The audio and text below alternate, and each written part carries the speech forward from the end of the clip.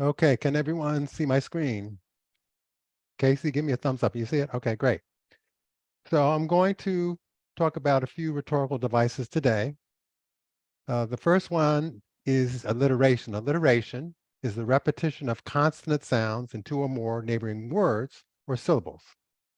There's the anaphora, which is the repetition of a word or phrase at the beginning of successive clauses.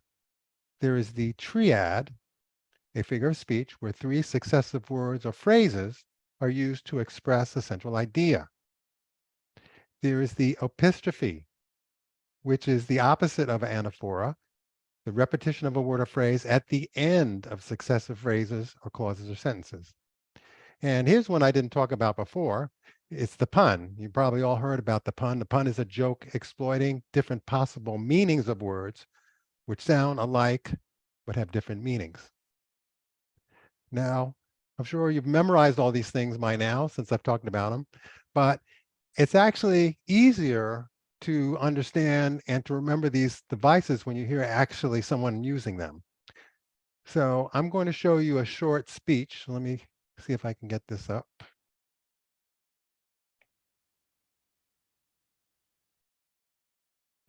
My Republican. Okay, I'm going to show you a short speech from Hakeem Jeffries, the leader of the Democratic caucus in Congress. And I believe someday he's going to be found to be one of the greatest speakers, one of the greatest orators of our time. I'm going to play this short clip and I'm going to show you how he's going to use each one of these 5 rhetorical devices in his speeches, in this speech. Okay. Colleagues, Did everyone hear, can everyone hear this, the beginning of this? you promised. You did. Okay, very good. I'm going to start from the beginning. And when he starts using some of these devices, I'm going to stop it and point them out to you.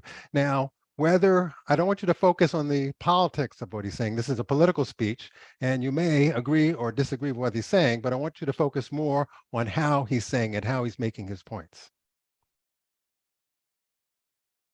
My Republican colleagues, you promised to come to Washington to fight for the American people, but have spent a lot of time fighting each other on politics, power, and personality. Okay, so here is an example of alliteration where he says politics, power, and personality. He repeated the 3 words, excuse me, 3 words that begin with the letter P. That was also a triad, where a figure of speech where 3 successive words are used to express a central idea. Politics, power, and personality, alliteration, and a triad. Not working on issues related to the public interest. That's what the last few days have indicated, an extreme MAGA Republican agenda. Now that you are getting into substance, on Monday, you pass a bill designed to allow the wealthy, the well-off, and the well-connected. Okay, here we see another example of alliteration and a triad, where we use the wealthy, well-off, and well-connected. To cheat on their taxes, subsidize the lifestyles of the rich and shameless, benefit millionaires and billionaires. Now there was a pun. Instead of saying rich and famous, he said rich and shameless. So this is a play on words using the shameless, which sounds like famous, and he used it as a pun, as a joke. Not working class families, not middle class families, not low income families, not veterans, not everyday Americans, the wealthy, the well off, and the well connected. So now he did an anaphora where he said not the working class, not the middle class, not the lower income, not veterans, not everyday Americans. So he began each sentence, each clause with the word not. So that's an anaphora, the repetition of a word or phrase at the beginning of successive clauses. That was on Monday. Then on Tuesday, you come to the floor and you pass a select committee on insurrection protection.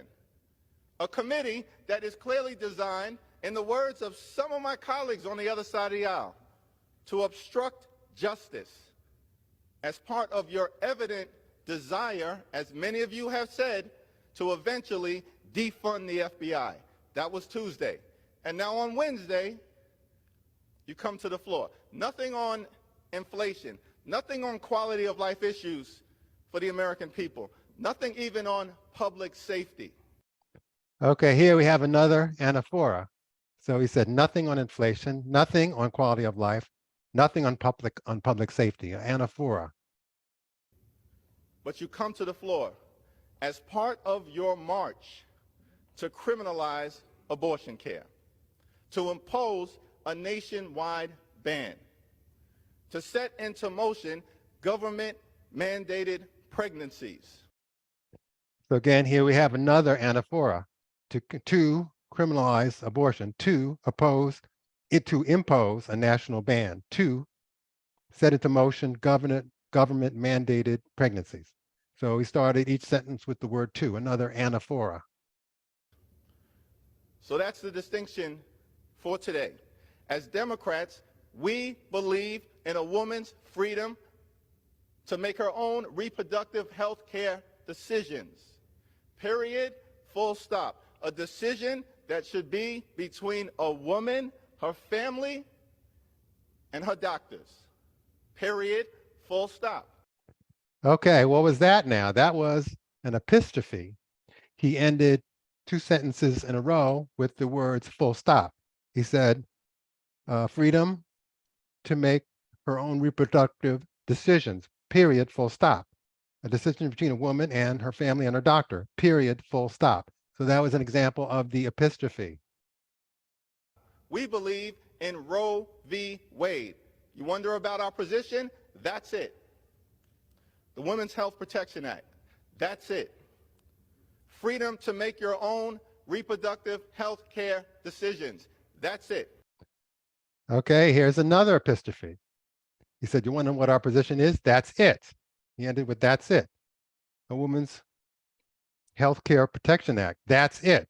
Freedom to make your own healthcare decisions. That's it. So he ended three sentences with that it. That's it. So far he's had 3 or 4 anaphoras and now 2 epistrophes. As compared to a clear effort, that's what this bill is about today, a march toward criminalizing abortion care.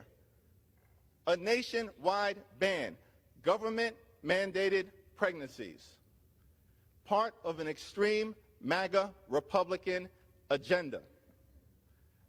And so, yes, we continue to extend our hand of partnership if you truly want to work on quality of life issues. But we haven't seen it. We haven't seen it on Monday, we haven't seen it on Tuesday, and we're not seeing it today. Again, another anaphora. We haven't seen it. We haven't seen it 3 times before each sentence. So we oppose this bill. We oppose an extreme MAGA Republican agenda. And let's get back to the business of the American people. I yield back.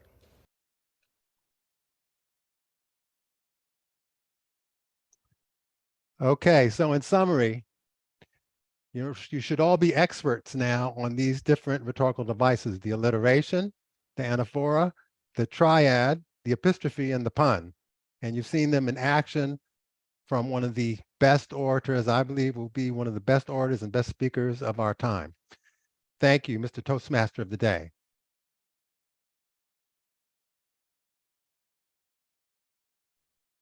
Thank you, Jonathan. That was a wonderful educational session.